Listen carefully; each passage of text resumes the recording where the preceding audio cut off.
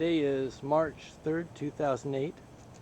My name is Ralph Pierce, and we're here at 580 North 5th Street, looking at the ruins of the Hori Midwifery that was destroyed by fire in November of 2007.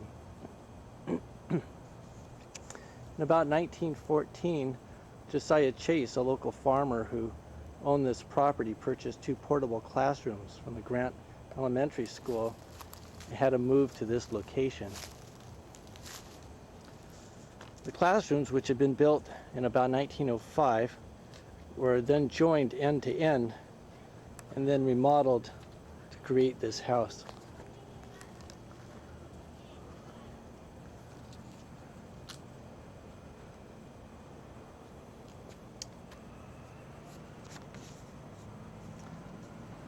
In 1915, Mito Hori, who had a midwifery around the corner in a boarding house on Jackson Street,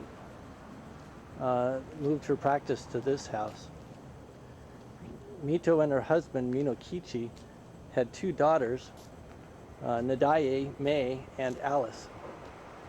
And when May married a dentist, Hisaichi Nakahara, in 1920, the porch was added, and Dr. Nakahara's office was in this front room here. The remaining rooms in the front half of the building were used as living space for the Nakahara family.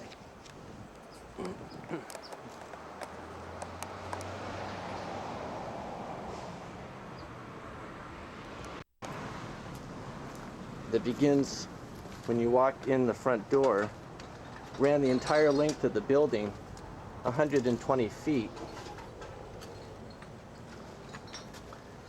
So the layout of the building was a long hallway with rooms to either side.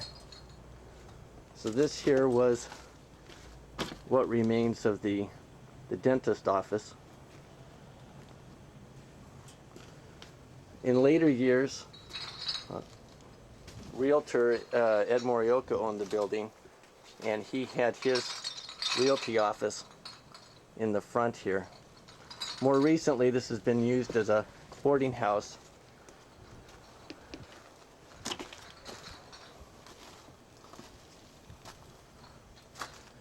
Proceeding down the hall, to the left here is a toilet, and then in a separate room here we have the rest of the bathroom. That toilet was not originally here, it was moved in later, and I lived in the house and in this unit, this middle unit, during some time during 1989 and 1990. When I was here, this was just a freestanding clawfoot bathtub, but then it's later been built into a built-in shower. Coming through, this door here led into what was immediately the kitchen, with the stove right here to the right, and to the left was the sink. Nothing left, and there was a window there and a wall and another window towards the back corner there. And this was a kind of a breakfast area, kind of a living room adjoined to the kitchen. So this was kind of a rather large room. That door in the back, towards the back, is the closet for the room. And then, of course, the hall, which has a lot of rubble collapsed in it. That hall continued on towards the back of and that piece of wall we're looking at there that's the middle point, the midpoint of the building. That's where my section ended here, my middle section here. My bedroom is right there. And then where that doorway is, there was, you could approach from two sides of the building, 2 side entrances into a little hall right there where this door frame is. And then when you go through that door frame, that goes into the area that was then Mrs. Hori's back section of the house.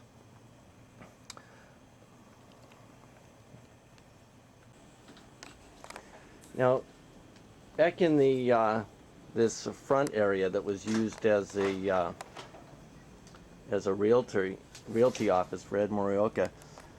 There had been installed a false ceiling, and you can see the railing that contained the tiles for the false ceiling, and then above that you can see the beams for the original ceiling.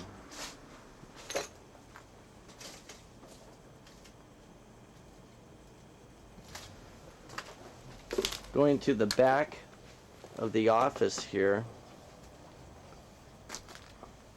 then there was another room here.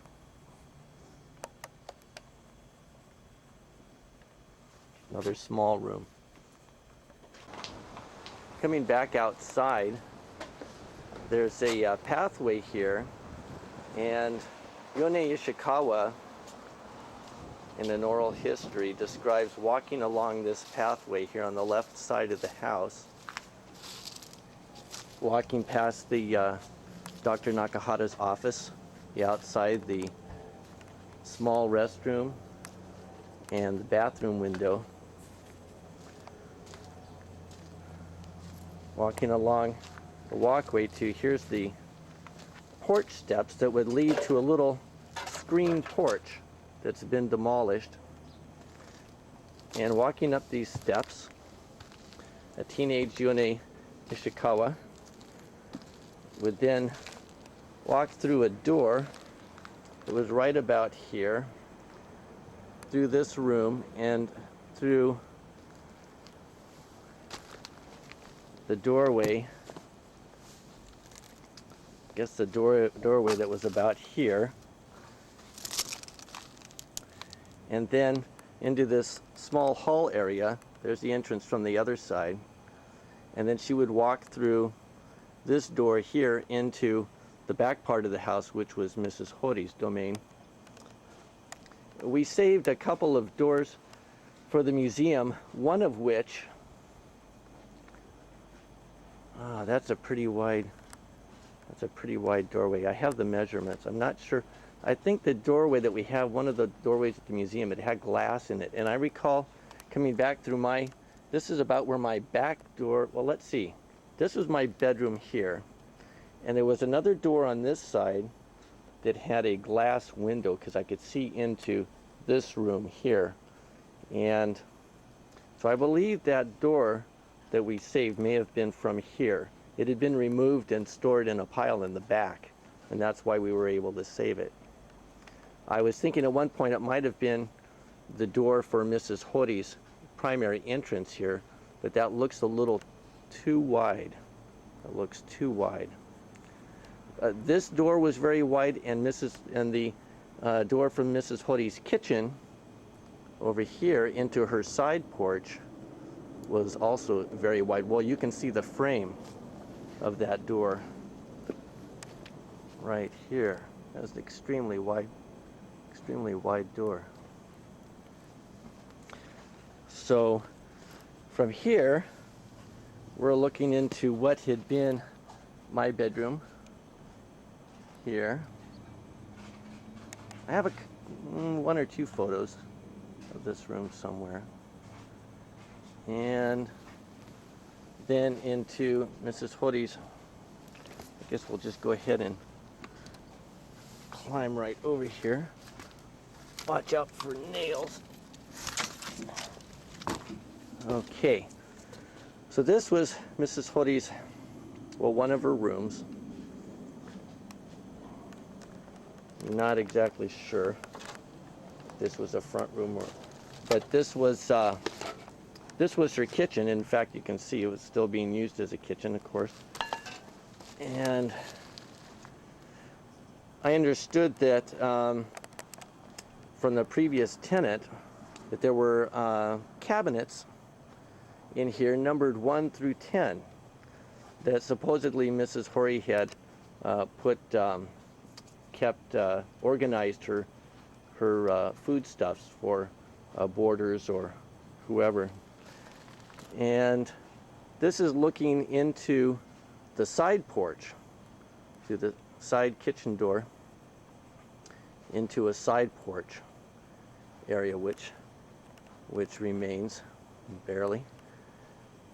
And then there was, let's see, well, what you can see there's right adjacent to the kitchen here was the bathroom, which Hisaichi Minato recalled walking down. This is all the hallway, remember, goes all the way through down towards, you could just see, I think you can see in the back there, there's the end of the building, there was a window frame, and that's the end of the hallway at the end of the building, in the back of the building.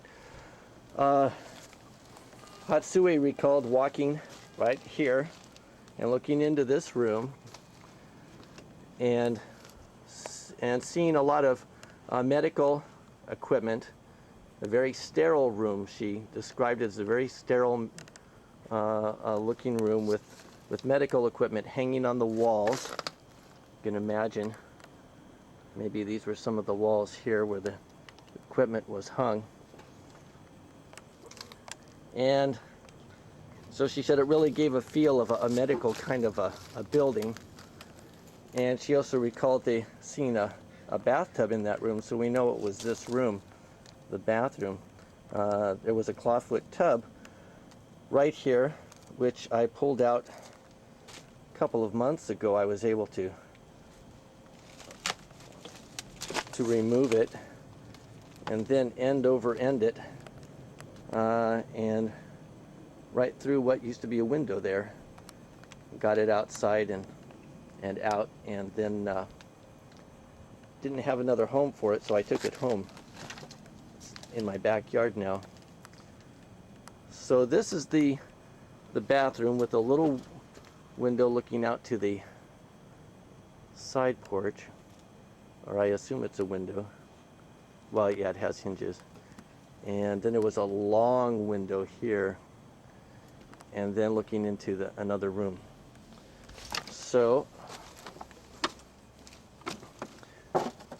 now I saved some, you can see this wallpaper. I saved some of this wallpaper here. When the water from the fire kind of peeled back layers of wallpaper, and I was able to get down to the original wallpaper from 1915. So I have some of this, I removed some of this material here to save.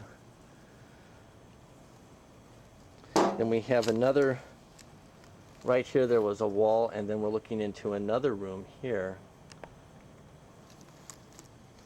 So we can come down.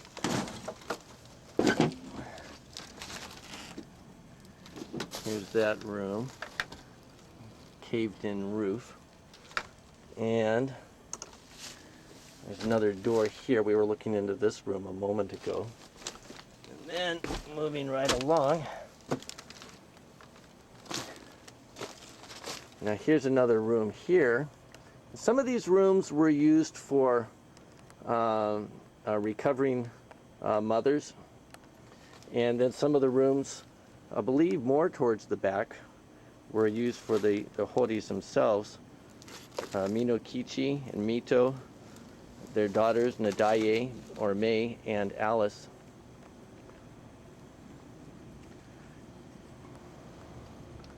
So, interesting thing about this particular room on the right here is that it has adjoining the back room, you can see through into the back room there, adjoining these two rooms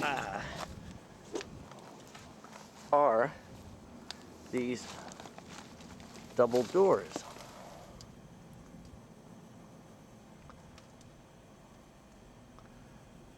Now this room is actually a lot deeper. I'm standing on a lot of junk here. And then there was a closet adjacent to that here. Another room that I was able to save some wallpaper from. Well, I saved some wallpaper from this room over here that we looked at a moment ago, from the hallway, of course, and then also from this from this bedroom as well. I was able to get down to some of the early, there's some of the earliest paper here.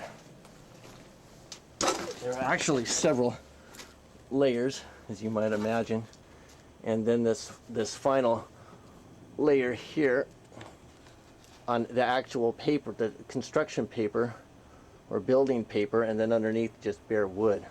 So you can see some of the layers that came afterwards. There's an example of a later layer, all of course still very early, but here's the original layer there.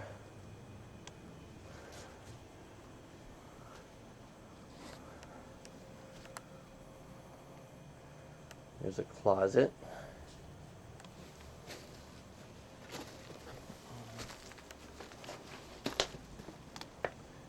Okay. And there's a back room with a lot of windows around. So that was a very light, open room in the back corner there. Okay, climbing through the window of that room, we're now in the back corner of the house. You can see remnants of some old concrete, and it was recalled in one interview with, I believe, one of Mrs. Hori's daughters or granddaughters, that there was a Minokichi, Mito Hori's husband, who was a laborer by day, had a garden and I believe a pond in the back here, and well, in the back of the house. And because there's not much room at the very end of the building, only a few feet, and the other side of the building was had garages and sheds, it's presumed that well, I would just say this is likely. This seems a likely area for him to have had a garden and a pond. And you can see there are fence posts all along the side of the building. These fence posts had been put in place prior to the fire to help keep the building from shifting over. There is no cement foundation to the building, and the building was already, prior to the fire, kind of crumbling and in need of repair. There were also some joists placed in the ceiling also to try and help hold the building together. So it was already falling apart. When I lived here in 1989, 1990, I found a opening, and I believe it's right about there. And I went underneath out of curiosity to see what was under there. And I found an old Dr. Pepper bottle, which I brought out, and other items that included a couple of mummified cats and some rice tins and some gas lighting that, at least that's what it appeared to be. It was long narrow tubes with valves on them that appeared to connect for, and then fixtures would be placed near where the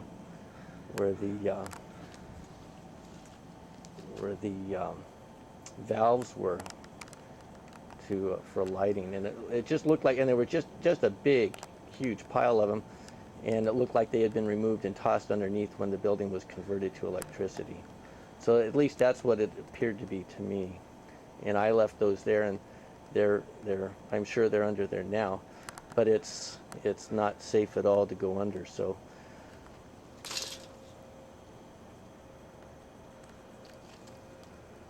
and let's see, continue around to the back of the building. This is where I found a lot of the doors And we did get permission from the current owner, Ed Morioka, to salvage any materials we could find for the museum. This back door here was enclosed at some point. If you go inside the little bedroom there, it's just a wall on the other side. So it was closed off. This back window is actually the end of the hallway that runs 120 feet, the length of the building.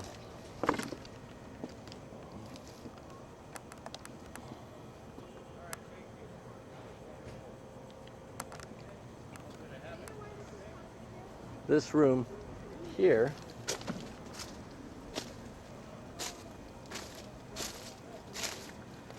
has got probably the best lit room of the house, with large windows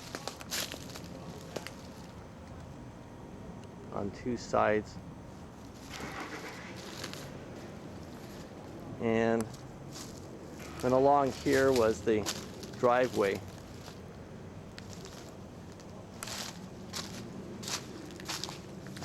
Another huge window.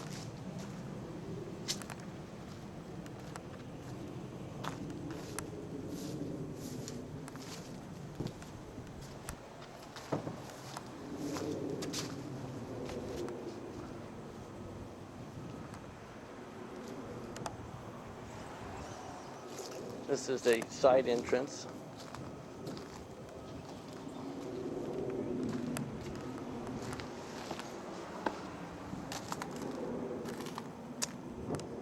Looking in the little hallway that lead to Mrs. Hori's entrance to her house. And another view of what had been my bedroom.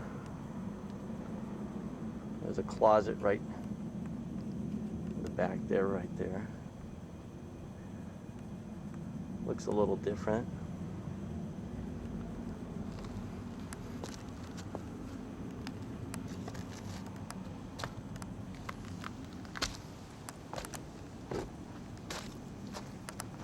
My bedroom window. And another window to the rooms behind Mr. Morioka's realty office. And the windows to Ed Morioka's realty office. And here we are back at the front of the building. There's a long side of the building. 120 feet, 260-foot portable classrooms joined end to end and then modified to make a house.